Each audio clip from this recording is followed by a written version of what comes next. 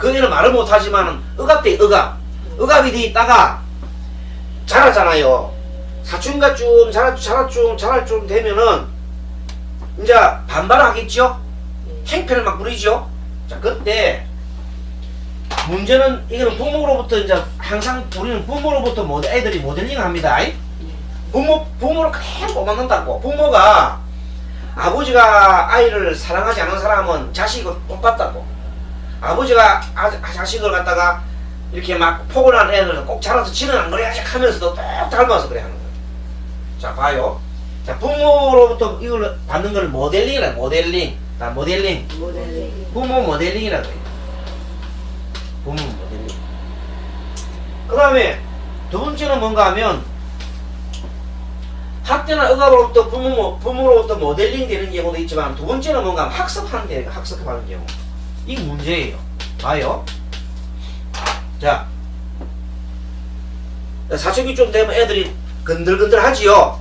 그러다가 에이씨 이러면서 막 아버지한테 막 부모한테 하면 달아들었어. 그렇게 부모가 왜 저래? 처음에는 뭘 하다 나중에는 엇나가 싶어 참지요. 그게 문제예요. 그걸 참으면 애들이 이제 짓을 딱 내는 거야. 학습이 딱 되는 거야. 아, 옳거니 내가 하면 막 큰 소리 막 치고 되는구나 이제. 그래서 애들이 폭력적으로 되는 거예요.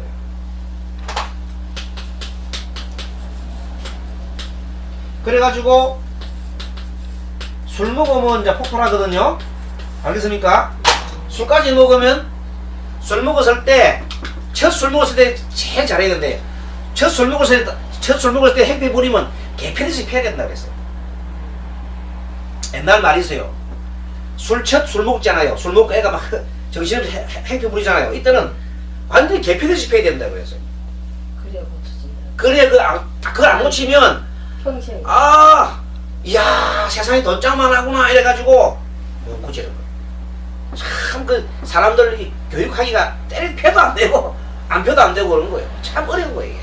그래서 군대 생활도 여러분 요즘 군대 생활 보면 너무 막 오냐오냐 하잖아요. 근데 무조건 애 때리는 것도 안 되지만 어느 정도 군율이 있어요. 군기가 있었는데 요즘은 그게 문제예요. 애를 참지 못하는 거. 군대에서 참지 못하면 어떻게 돼요? 그래 참아야 되는데. 그렇죠. 예전에 우리 시대의 군대 생활 때는 맞다 맞는 거를 막 그냥 평상 생활로 받았거든요.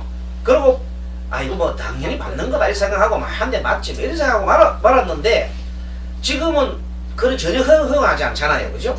허용하지 않잖아요. 그 지금은 난리가 나죠.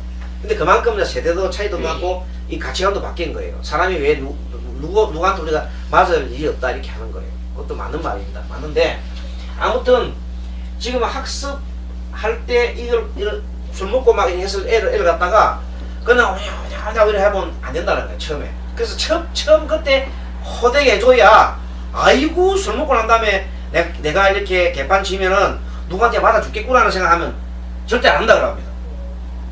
근데 그걸 못하면 제지를 못하잖아요. 그 다음부터는 거기 학습되고 나면 그 다음부터는 계속 맘먹고 계속 엎어버려요.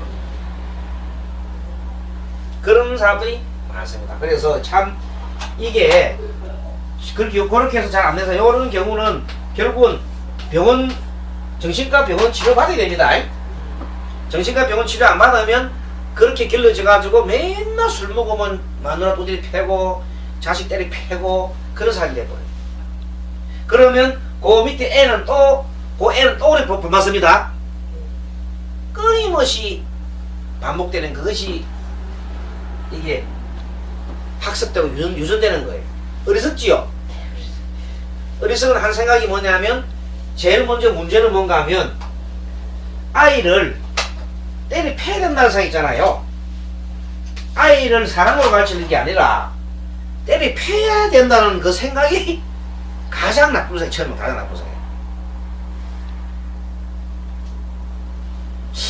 참 좀 문제는 애가 그런데 또 너무 애를 너무 하는 대로 한 아들은 보통 보면 떼쓰잖아요. 막 부모가 이러면 떼쓰고 많이 하고 막 떼쓰잖아요. 그걸 보고 뭐라 하지도 않고 혼자 해준 애들은 크면 어떻게 되겠어요? 버르장머리 없이 자기 만 멍들하겠죠. 모르는 데 없죠. 예. 그래서 적당하게 옛날 우리 부모들이 엄한 부모 밑에, 엄부 밑에는 포장을 한다고 했어요. 그래서, 근데 요새는 엄부가 별로 없고 너무 하나 가지고 너무 오냐오냐 들다 보니까 전부 다 공주병, 왕자병 다 돼버렸어. 좀 문제가 됐죠. 그래서 생각 자체도 누구한테도 억압받지 않으려는 생각을 갖고 있는 거야. 참, 그것도 좋은, 생각은 참 좋은데, 이 사회적으로 볼 때에는 어느 정도는 자기가 규율이라 있어요, 규율. 필요하지요? 자, 규율이 있어, 규율. 규율과 규제라는 게 있어야 됩니다. 안 그러면, 고삐풀리 망하지. 그리고 자기 하고 싶은 거 다 어디서 살아요.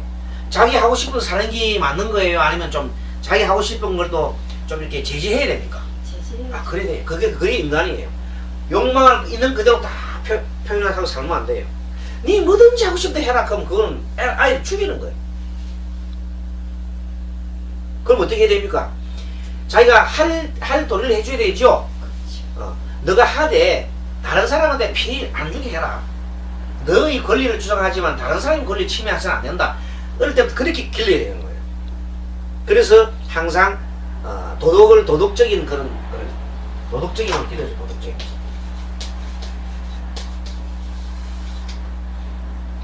이 도덕적이라는 것은 자기 스스로한테 해가 되면 안 되고 자기의 행동이 또 남한테 해가 되면 안 되죠. 남한테 해가 되면 안 되고 자기한테 해가 되는 행동을 하는 것은 안 됩니다. 그것을 두 개 다 하면 안 돼요. 남에게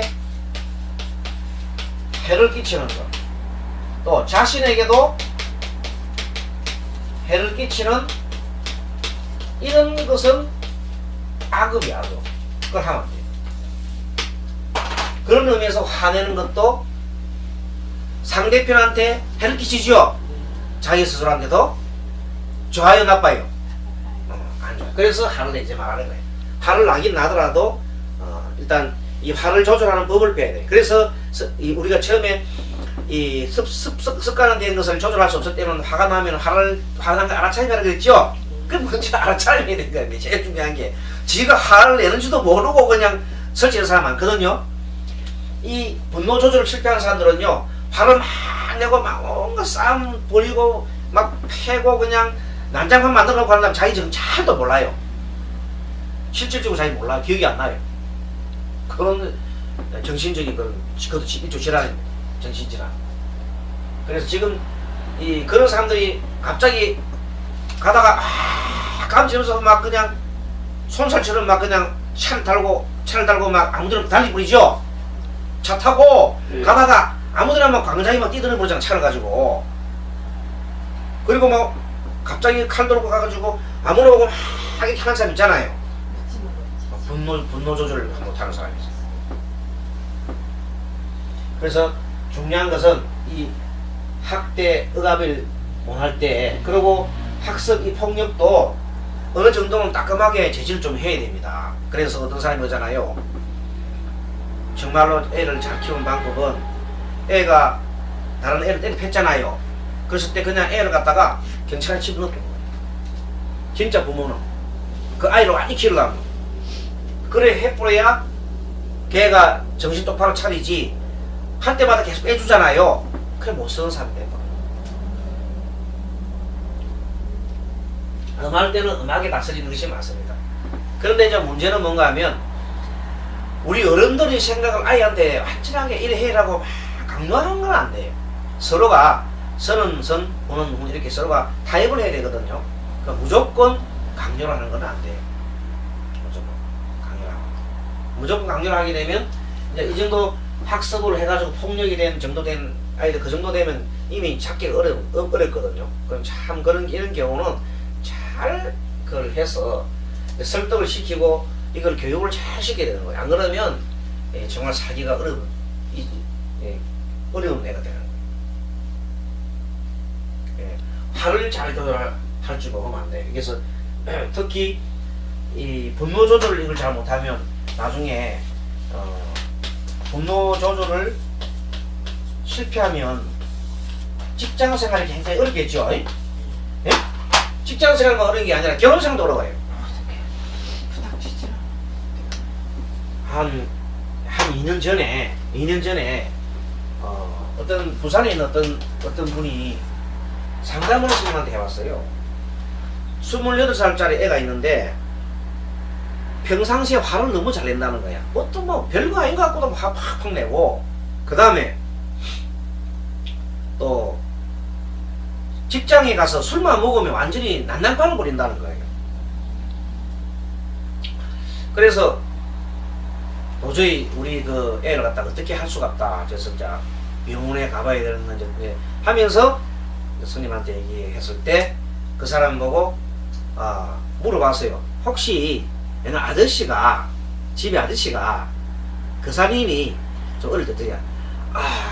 그 사람이 어릴 때 애를 또 송치금도 하고 그랬는가 봐. 어릴 때 많이 뭐라 하고 이제 약간 학대 정도로 이렇게 막 뭐라 하고 막 그러는가. 엄마도 자기 엄마가 애 잘 되라고 막 계속 장놀이하고. 어릴 때부터 애가 막 억압이 된 거야, 그죠? 억압 됐다가 나이가 크니까 말하자면 사춘기쯤 되니까 제지를 못 할 거 아닙니까?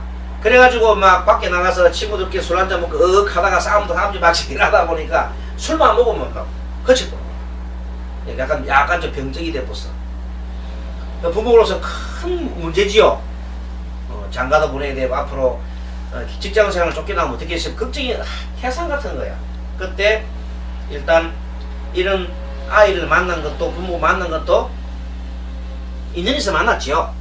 인연이 있어 만났잖아요. 인연을 만난 거고, 더구나 그 사람은 내 남편 때문에 나온 거지요. 부부가 결혼해서 낳았잖아요. 그러니까 그 남편과의 사이가 어떤지 모르지만은 남편에 대해서 참여를 하라고 처음에 그렇게 가르쳐 드렸어요. 그랬더니 남편한테 참여할 게 있겠나 그거 생각 뚱 했는데, 어쨌든 남편의 참여 기도를 많이 이제 하루 1년간을 했는데, 1년 동안 하다 보니까 이 보살님이 어느 날 갑자기 마음이 아주 편안해졌어요. 마음이 아주 편안해지고 난 다음에 어느 날 갑자기 인상이 드는 게, 이렇게 좋은 거를 왜 내 혼자만 하고 있지? 이거 우리 아들한테 가르치면 좋겠다 싶어 생각이 딱 드는 거예요.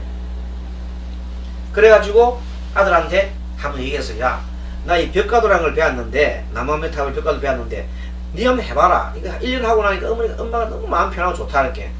처음에는 아들이 아이고 엄마나 잘했어, 내가 왜 그런 거 해요 하면서 거부하는 거야.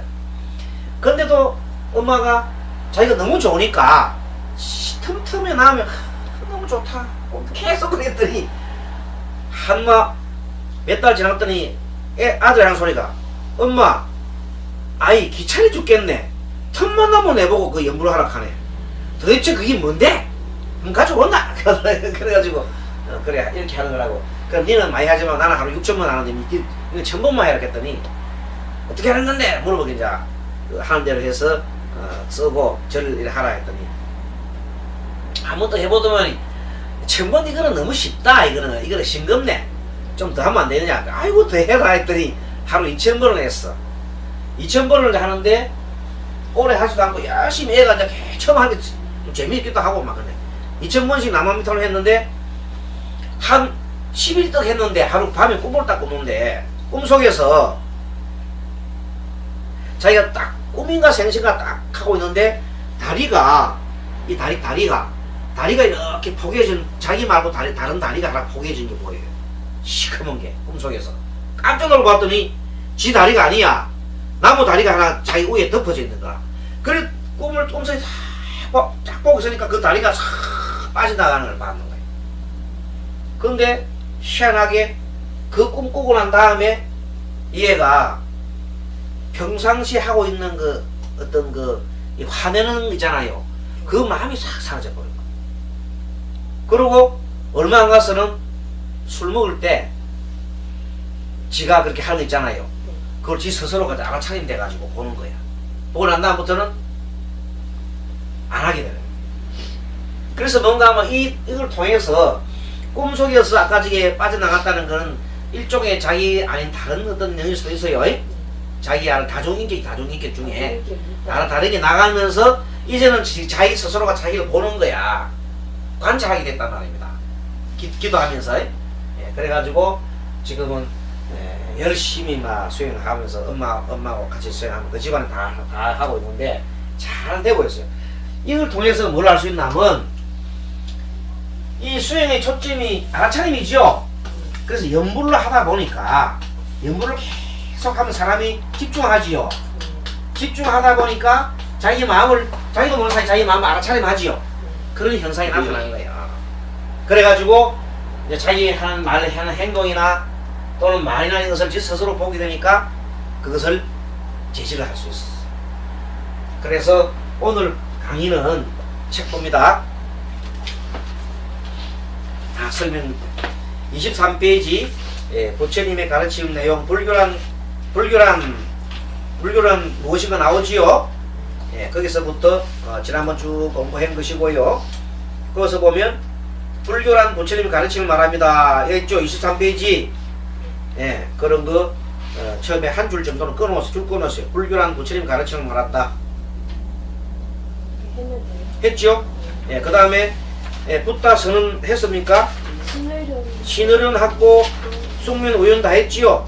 불교의 기초교리. 아까 법도 설명했지요? 네. 법에 대한 것도 설명했습니다. 자, 법이라는 것은 아까 오늘의 법의 정의가 사실 그대로 아까 뭐라 해서 적어놓은 거 뭐라 해서 사실 그대로 있는 그대로 본래 있는 진실을 갖다가 말한다 그랬죠. 현재 있는 상태 그죠? 현재 있는 그 사실을 우리가 법이라고 했어요.